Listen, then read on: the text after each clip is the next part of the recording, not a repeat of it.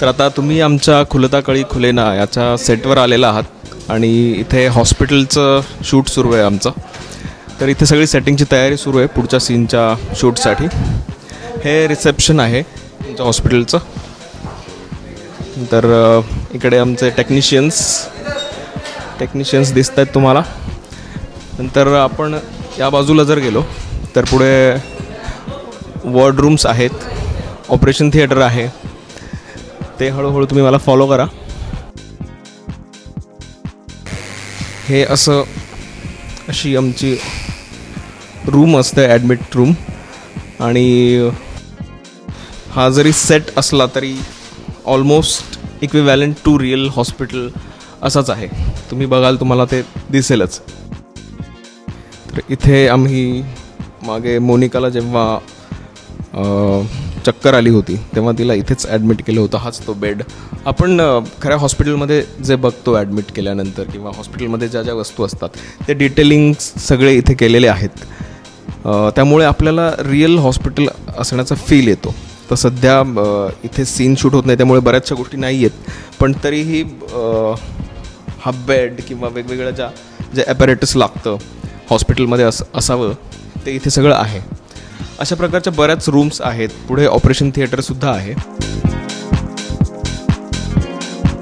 हे आमचं general ward आहे आणि अशाच प्रकारे पुढे स्पेशल रूम्स पण आहेत.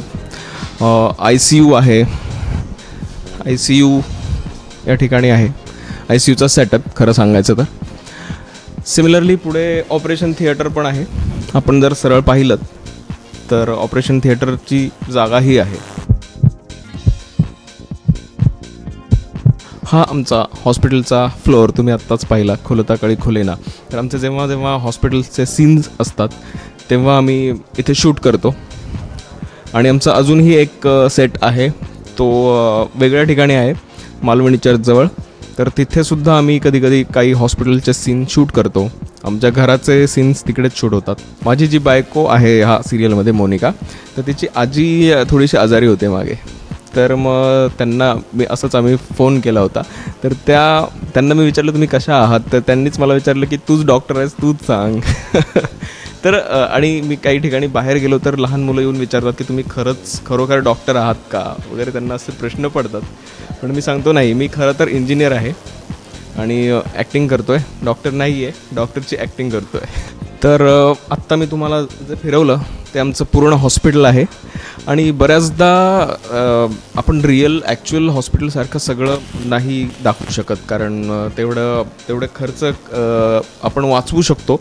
त्यात सेटिंग दादांची खूप कमाल असते की कसं काय चीट करून काय दाखवता येईल. म्हणजे जनरल वॉर्डरूमलाच ICU कसं करता येईल, अशा वेगवेगळ्या गोष्टी असतात आणि त्या सराईतपणे ते करतात.